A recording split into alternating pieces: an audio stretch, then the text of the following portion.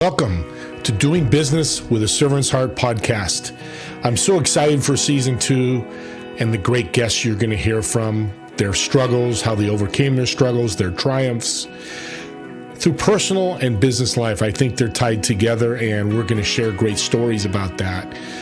This show isn't just about me. It takes a lot of good people working with me. Among them is my partner, H7 Network, and Clay Hicks. Building relationships, building community is the mission of H7 Network. They want to create a network of champions where everybody wins. Find out more at h7network.com. And we hope to motivate you, inspire you, and educate you through our show. Enjoy the show. We'll talk to you on the other side.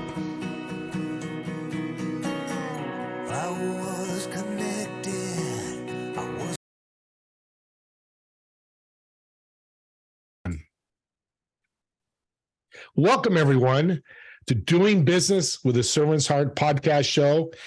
Speaking of servants, I'm going international today. We're going to Canada, Montreal, Canada.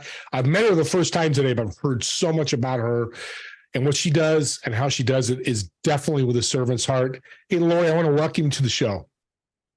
Thank you for having me. I'm delighted to be here. Well, we've done a little pre-show work up here, and I'm super excited to learn more about what you do. Let's dive into it and why you got started doing this franchise thing. You know, it's interesting. I sort of fell into it. I started my career as a tax lawyer.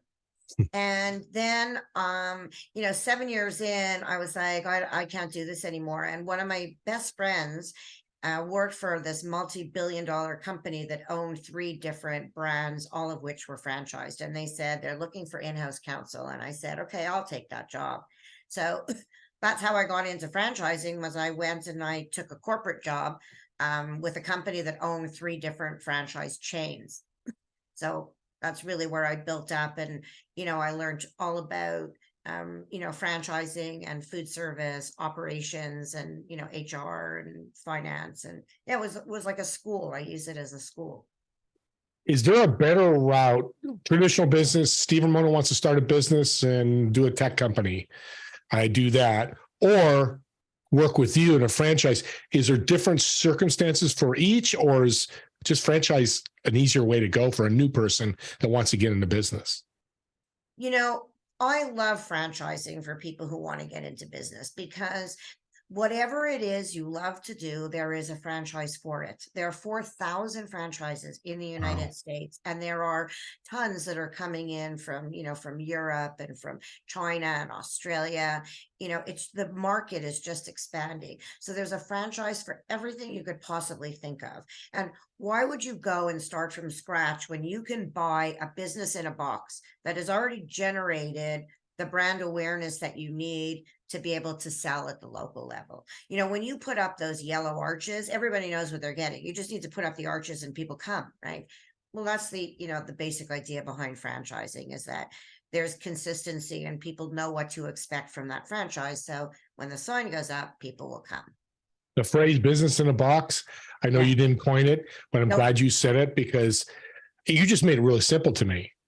Simpler, and it's not, running a business is never simple. I don't want to say that. And I want no emails from people saying, "Oh, you said business is easy." It's not, but you make it easier, correct? Yeah, because someone else has already made all the mistakes and spent all the money on the trial and error. So why would you reinvent the wheel?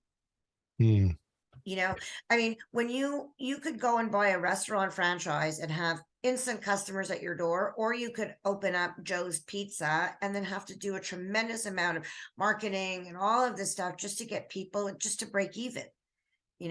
Take advantage of the millions of dollars that other people have invested in creating the system. This is very cool what you're saying. I'm getting me excited. Watch out, I may be calling you. So if somebody has a business and people are telling them, man, you could grow this thing, is a franchise a possibility of growing their business? Instead of saying, I want to go from $1 million to $5 million, let's do more sales. Would a franchise opportunity help with that? Yeah, what's very interesting is what most people don't understand about the franchise model is that for the franchisor, meaning the company that's becoming a franchise or the franchisor, it's a purely financial decision. Because let's say you wanted to open 10 stores this year and it costs $100,000 per store. So you need $1 million. You have two choices.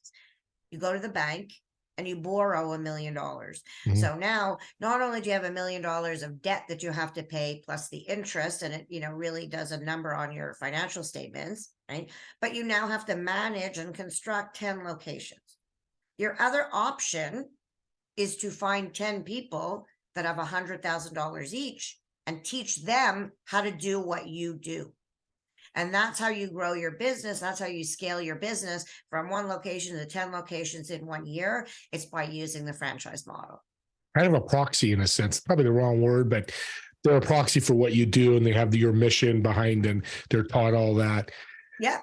That's very powerful. I never thought of it that way. So let's go through a 5-minute journey. Yeah, sure. I'm looking for a franchise. Mm-hmm. I reach out to you. Let's walk through the journey, what you would do with me to move forward with this. Sure. The first thing I would want to know is what you're doing now. So I would want to understand what you're doing now, and I would want to understand what you like about what you do and what you don't like about what you do. And then I ask the magic question that I ask everybody. And I say, if we were in a perfect world, you get up in the morning, you go to work, you love what you do. What are you doing? And it could be anything. We're in a perfect world. So that's the question that I ask, because that really helps me to understand people's true passions. Yeah. They say, I would be knitting. I'd be making pies. So, okay, well, then let's do that for a living. Well, you can't make a living doing that. I'm like, sure you can. There's a franchise for that. So, wow. Yeah. So then what we do is, they go through a questionnaire. Once I understand what they're looking for, I go back and I do research, and I come back to them and I say, okay, here's 5 of them that I think fit your criteria that you might be interested in. They evaluate them and they tell me, yeah, Lori, I like these 2. So we go on, and then I get all the information on those 2. And then we look at them independently and we do an analysis. And then we decide, which one we're going to pursue. And then I work with them to help them to read and understand their franchise documents. And I help them also with the legal part of negotiating the franchise agreement for them. That's powerful, because that's a big part for me that's missing, how to do the paperwork right. In franchise, it seems exciting to me because, like you said, you could start with 1 and then multiply, right? You've got the main guy, but I start a franchise, and there's always opportunities for me to have 3 or 4, right? Yeah. And that's, we call them multi-unit owners. And these multi-units, that's where the real money is. Now, when you buy one franchise, you will make a living, or you could be, making a very good living, right? But you'll always make a decent living. When you start making the big money is when you start having multiple locations, because then you have economies of scale. You don't need a manager for each store. You can have one manager for 2 stores, right? So, and then, you don't need them all to be doing separate accounting. You can do all the accounting together. So that's where you really start saving money, by being able to do your own administration. You're selling me, girl. I'm like, man, if I had time, I'd do it, because really, because I love being with people, and I know a lot of people that do, but they're afraid, especially fear now is all over the place. Indecisiveness because of COVID and all that. So I become, and I get this franchise. Do you walk away at some time and I just start working with the franchise, or? Yeah. So you're just a startup, get me going, and then I work directly. Okay, cool. Yeah. I get you going when I get everything set up with the franchisor, and I get your business set up, and whatever, companies you need, will help you incorporate the company and get your tax numbers and your business numbers and all those kinds of things to set up the business. The actual operation of the business, you learn from the franchisor, because once you sign the franchise agreement, you go into the franchisor's training program. So that's where you learn, how to make the magic sauce. So really, you're by my side, where if I didn't meet Lori Karpman, don't know what Lori Karpman Company, which is the name of your company, which is very unique. We talked about that earlier. I love it. Yeah. Thank you, your parents. To come up with that. Yeah. So the two scenarios are I can go out and start going on the internet, doing my DIY, going on YouTube, learning all that, which franchise, or hire you Yep. to help me walk through those steps that I Yep. could make major. Can I make major steps doing this on my own where it could affect me? Oh, yeah. If you do this on your own, every franchise has what's called a franchise disclosure document. And that document tells you everything you need to know about the people who run the franchise and what the franchise is like. And it's supposed to be written in layman's terms so that the average person reading it can understand. But it's still quite complicated. And the average person reading it doesn't understand. And they need somebody to walk them through it. Because when someone comes to me, my job is not to sell them or talk them out of buying this franchise. My job is to explain to them what all the risks are and whether or not they're significant risks or minimal risks. And then they can make an informed decision if they want to move forward. I like it because you're working for me, not for McDonald's. Just use Correct. go by McDonald's. You work for me, and you can go. Correct. I'm not liking what's happening here. Let's move on to the next. Or Absolutely. Here's some of your obstacles if you do jump in this. Oh, this is audience. Go ahead. Last week I had a gentleman and I said to him, I got to tell you, this is one of the worst franchise agreements I've ever seen. I said, I would not only walk, I would run away from this brand. Wow. That's a good story. Yeah. And it was so true. And I mean, the franchisor came back with these comments and he was like, Lori, that was the best advice you ever gave me. And that's invaluable. Whatever you charge, that's invaluable because you could have saved them headache and money down the road. Do you work with all the franchises in the United States? You have access to all? Oh, you have access to all of them? Yes. Okay, audience, shout out go ahead. I'm completely independent. Okay. So I do get paid a commission by the brand if I sell a franchise, right? But they all pay me a commission. But I'm completely independent. I don't have contracts with any brands that say, I'm going to sell your franchise, except for my franchise development clients whose franchises I do sell. Right. I'm not limited to the brands in my inventory. I will, if I'll go out and research all the brands in the US till we find the right one. I'm getting excited again. So before I forget, because I know audience out there, somebody's getting excited about this. Shout out your contact info, how they can get a hold of you and talk to you more about this. Yeah, they can go to my website, which is lorikarpman.com. So they can just go to my website. They can book with me. They can contact me. I'm on LinkedIn under Lori Karpman, which is my personal page. They can reach out to me on LinkedIn. And my email is lori@lorikarpman.com. So it's pretty easy to remember. They can always reach out by email. Well, I'm going to put a challenge out there because I really like what you're putting down here, Lori. So here's a challenge, listeners. The first two people that contact her and she reaches me and says, you mentioned this show, I have a little gift for you. Not going to tell you what it is. It's going to be a surprise. But because this, Lori, what you're talking about is breaking so many barriers. Because I've kind of looked at franchises and I've talked to people. I wish I knew you 10 years ago. I'd be a multimillionaire. Yeah. Most people don't understand what it is, and they only have heard the bad stories. And there's lots of horrible stories about franchisors taking advantage of franchisees, but they're rare.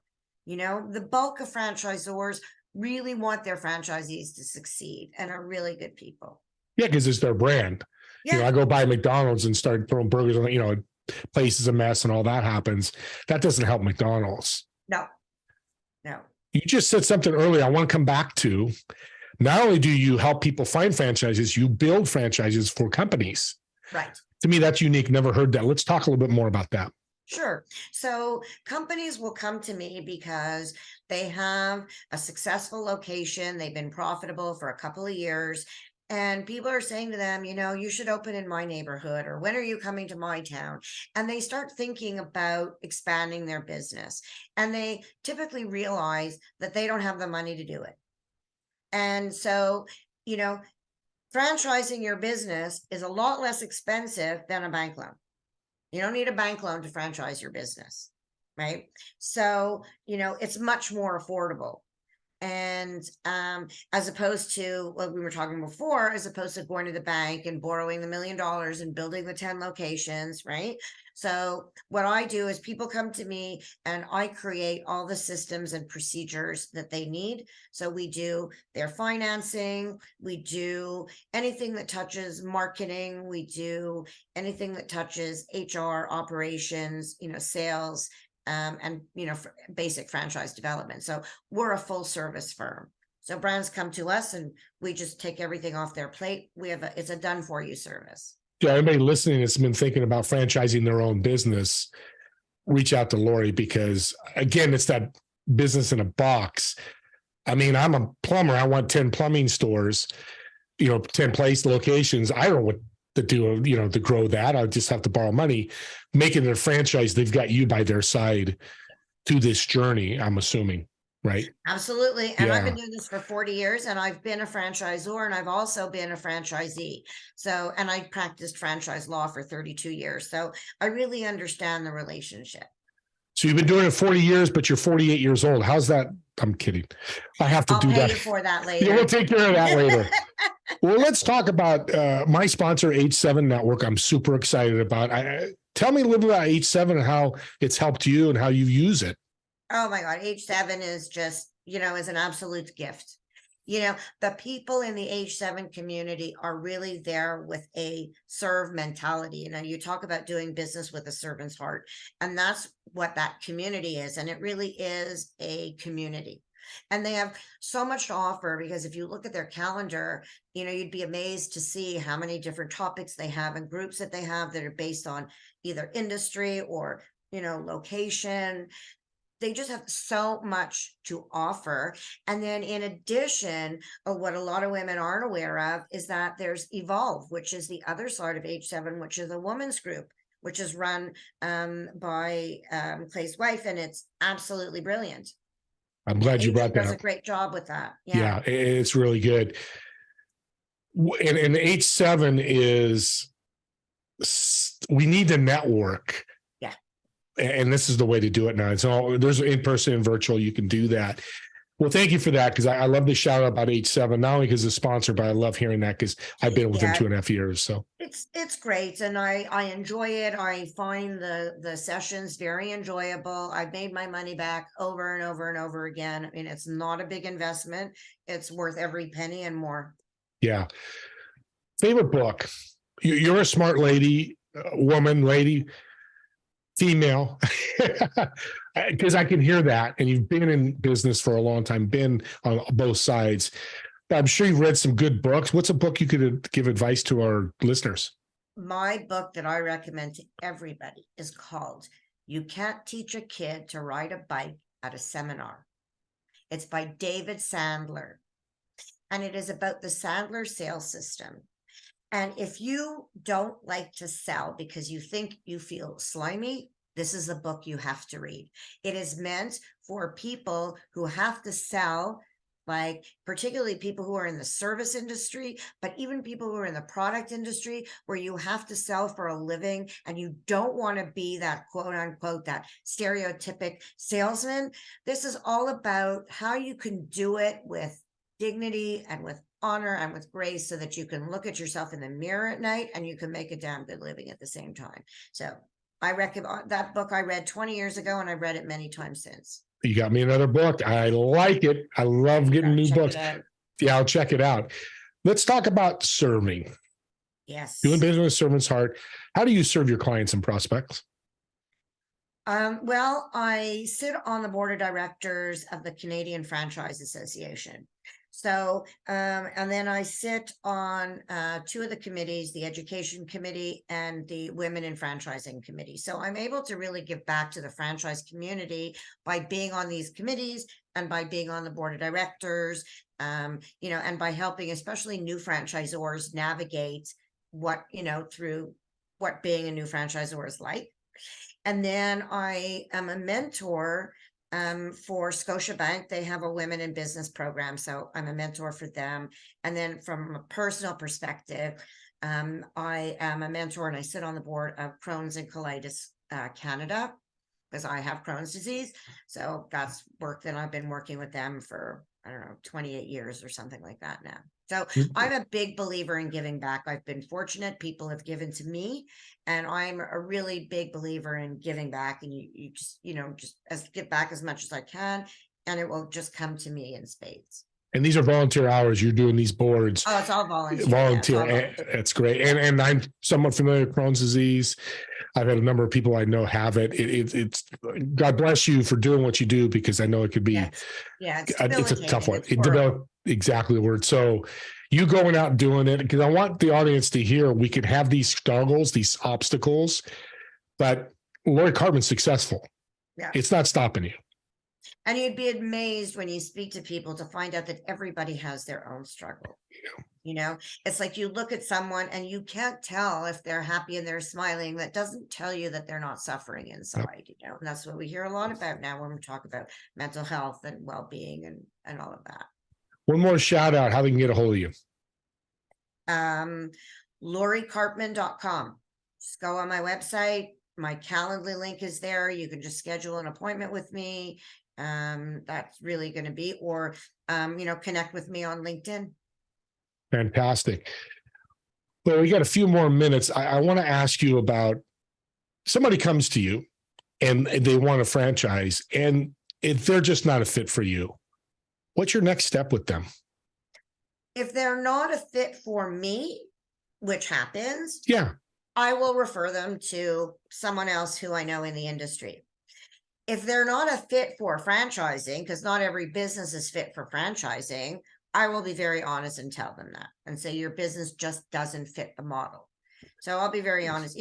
If you need high skilled labor, right? Yeah. It's very hard to franchise that. It's very hard to find this high skilled labor, right? So it really depends on the person and the industry. Yeah, so not every industry can be franchised, and no, not everything can be franchised. No, not everything can. And I'm very honest with people about what their chances of success are. And that's a true servant's heart. So I appreciate you so much, Lori, because this world tends to bring people, and I'm going to make them fit because I need the money. I'm going to make them fit. It does both disservice, you and the potential prospect, because down the road, something's going to fall apart, right? Yep. I left a firm many years ago because that was their philosophy. And I said, why are you taking on this brand? They're never going to make it. And he says, well, we'll just do the development. We won't do the sales. I said, that's horrible. You're just going to do the development work, take their money. And when it comes to selling the franchises, just leave them on their own. I said, no. And I left that firm because that's just not I don't think that way at all. Yeah, I can tell that. Yeah, you go run the other way pretty fast, as fast as you can run. If I'd be a lot richer if I didn't have as much integrity, but I can sleep well at night, so I'll take my integrity any day. You know what, Lori? I'm so glad you said that. Not a lot of guests say that, but I'm glad you did, because I feel the same way. I've given a lot of advice, and you're like me. I don't look back and go, shoot, I should have done this. No, it's past. I learned from it. Yeah. And where can I go forward, and who can I help? Yeah, exactly. Well, you're a rock star, Lori. I am so glad you've been. Thank you so much for being a guest.